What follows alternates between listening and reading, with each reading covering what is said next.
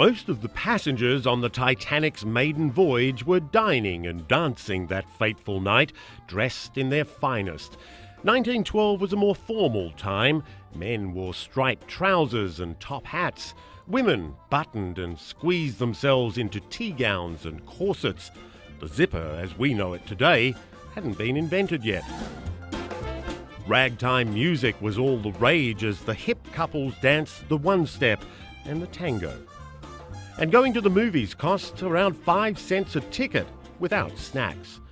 The first gangster film, The Musketeers of Pig Alley, was a hit on the big screen in the United States, while the French were waiting in line to see the latest version of Les Miserables.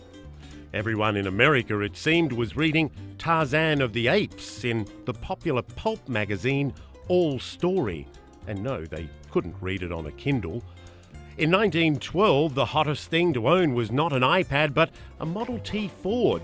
Cars still shared the roads with horses back then. The car, about $690, roughly $15,000 in today's money. A gallon of gas to run it, as little as 7 cents. 7 cents. $1.61 today. And forget the Happy Meal, it was the first year children could get a prize from a box of Cracker Jacks. And in the US, everyone was trying out the brand new Lifesavers candy, peppermint flavour only.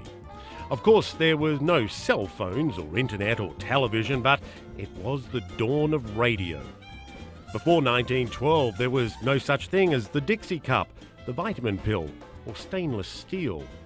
In sports, boxing had its first African-American heavyweight champion, Jack Johnson.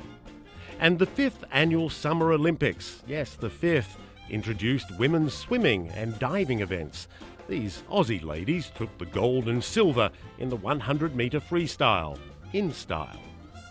It was how life was lived back then, as the Titanic left port, bound for tragedy and the history books. Michael Holmes, CNN, Atlanta.